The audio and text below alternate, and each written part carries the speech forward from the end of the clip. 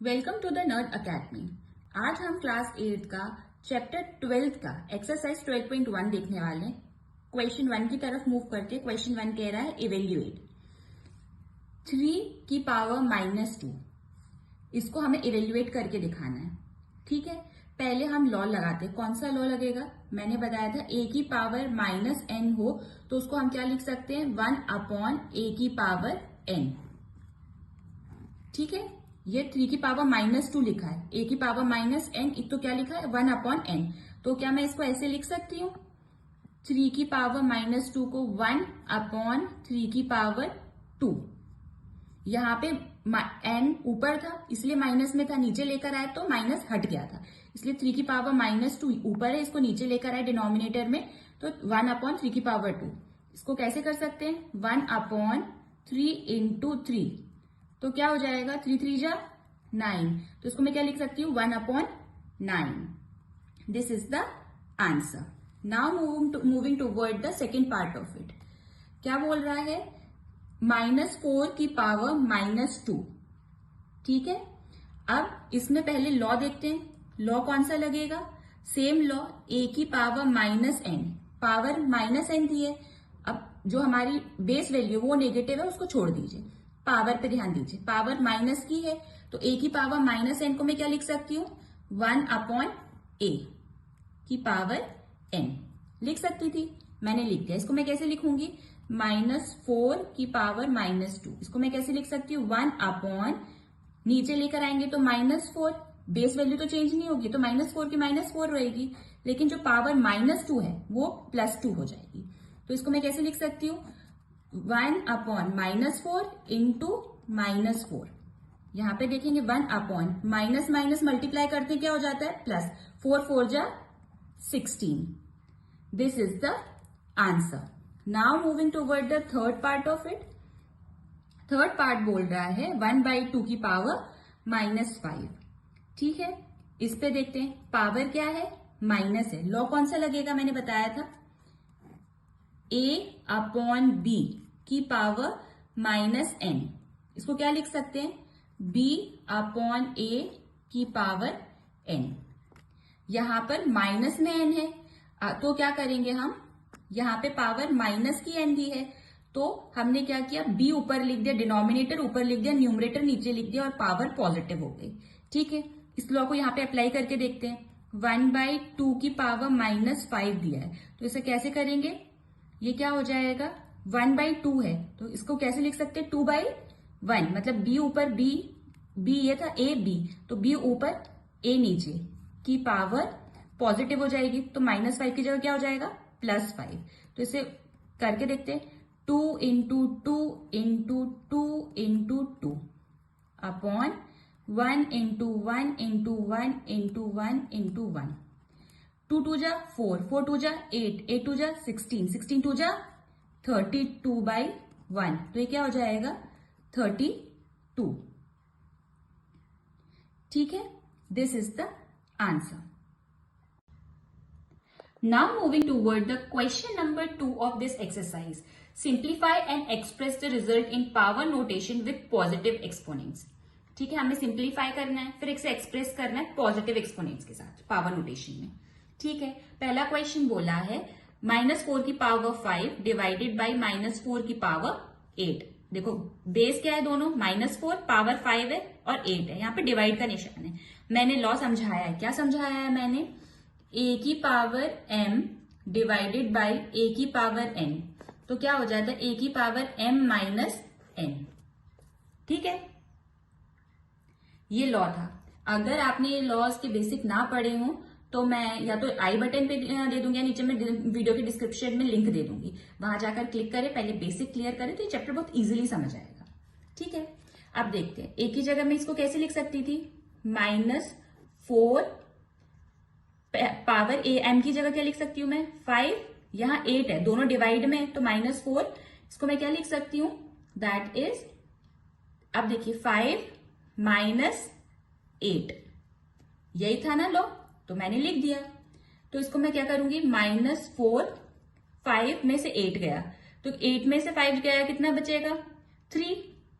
अब देखिए 8 बड़ा या 5, 8 के आगे निशान, 8 बड़ा है हमारा, 8 के आगे निशान किसका है, माइनस का, तो ये 3 किसका होगा, माइनस का।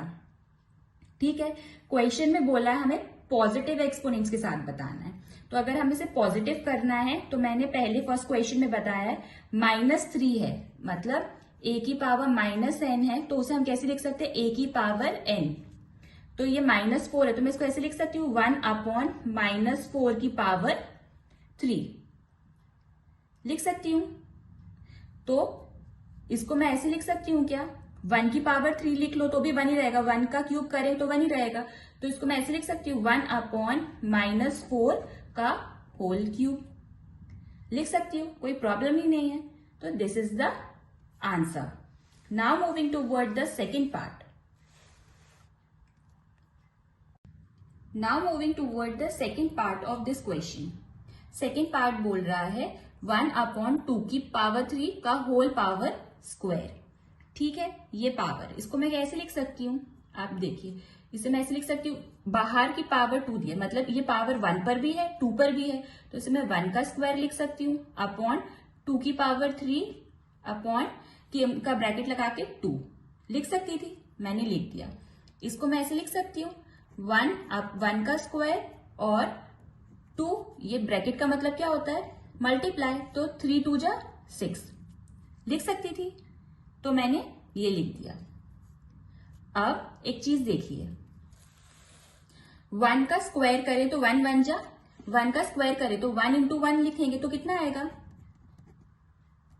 इसको वैसे लिख तो 2 की पावर 6, तो 1 इंटू 1 करेंगे कितना आएगा, 1/2 की power 6।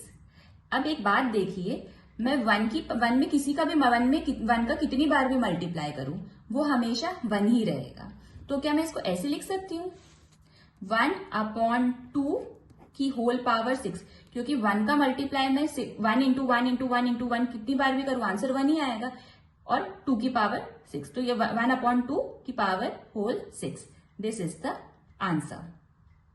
Now moving toward the third part of question number 2। इसको देखते हैं, -3 की पावर 4 मल्टीप्लाइड 5/3 की पावर 4 दिया है, इसे कैसे लिख सकते हैं, -3 की पावर 4 इंटू, मैं 5 की पावर 4 अपॉन 3 की पावर 4 लिख सकती हूँ, क्योंकि ये होल पावर है 4, तो 5 की पावर 4 और 3 की पावर 4, मैंने इसको ऐसे लिख दिया।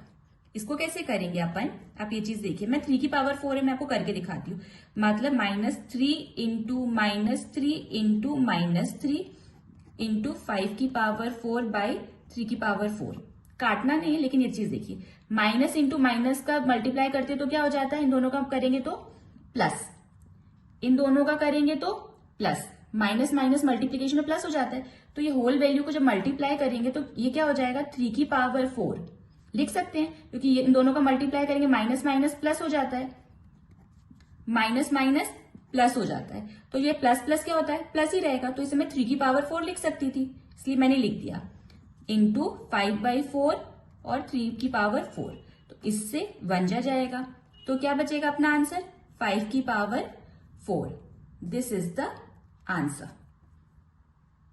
Now moving toward the fourth part of this question. Fourth part कह रहा है 3 की पावर -7 डिवाइडेड बाई 3 की पावर -10 ब्रैकेट बंद मल्टीप्लाई में 3 की पावर -5। सबसे पहले एक लॉ है a की power m divided by a की पावर n, तो क्या हो जाता है a की पावर m माइनस n। ठीक है, ये डिवाइड में है, तो मैं इसको ऐसे लिख सकती हूँ 3 की पावर -7 माइनस 10 लिख सकती थी, मैंने लिख दिया, मल्टीप्लाइड बाय 3 की पावर -5। इसको कैसे लिखेंगे, 3 की पावर -7, माइनस माइनस क्या हो जाता है, प्लस, इंटू 3 की पावर -5, 3 की पावर -7 प्लस 10, तो क्या हो जाएगा 3 की पावर 3, 10 में से 7 गया तो क्या बचेगा 3, और 10 किसका है, प्लस का है, वो लिख दिया, इंटू 3 की पावर -5। अब यहां पे एक चीज देखें, a की पावर m इंटू a की पावर n, अगर साथ लिखी होती, बेस सेम होता है, पावर अलग होती तो क्या हो जाता है, पावर प्लस हो जाती है।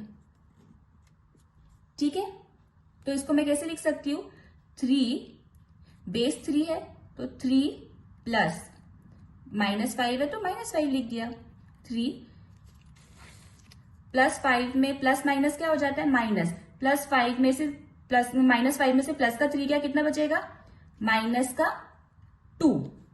अब हमें इसे पॉजिटिव एक्सपोनेंट में चेंज करना है, तो हमने एक लॉ बताया था, क्या बोला था, a की पावर -n है, तो उसे क्या लिख सकते हैं, 1/a की पावर n लिख सकते थे। ये लॉ मैंने बताया हुआ है बेसिक्स में। अगर किसी ने नहीं देखा है तो प्रीवियस वीडियो में जाके चेक करें, मैं लिंक दे दूंगी, या आई बटन में क्लिक करके लिखें। अब इसको कैसे लिख सकती हूँ, -2 है तो 1/3 की पावर 2, ताकि ये पॉजिटिव एक्सपोनेंट में आ जाए। This is the answer. Now moving toward the fifth part of question number 2। Question 2 का फिफ्थ पार्ट कह रहा है 2 की पावर -3 मल्टीप्लाइड बाय -7 की पावर -3। बेस वैल्यू अलग है पर पावर सेम है, तो मैं क्या इसको ऐसे लिख सकती हूँ, 2 इंटू -7, बेस वैल्यू को इकट्ठा लिख लिया और पावर को इकट्ठा लिख लिया, तो 7 2 जा 14, तो ये क्या हो गया, -14 की पावर -3। अब ये माइनस में है तो क्या मैं इसको ऐसे लिख सकती हूँ, a की पावर n अपॉन -n, तो a की पावर n, तो 1/14 की होल पावर 3। तो आंसर क्या होगा, -1/14 की whole power 3। This is the answer.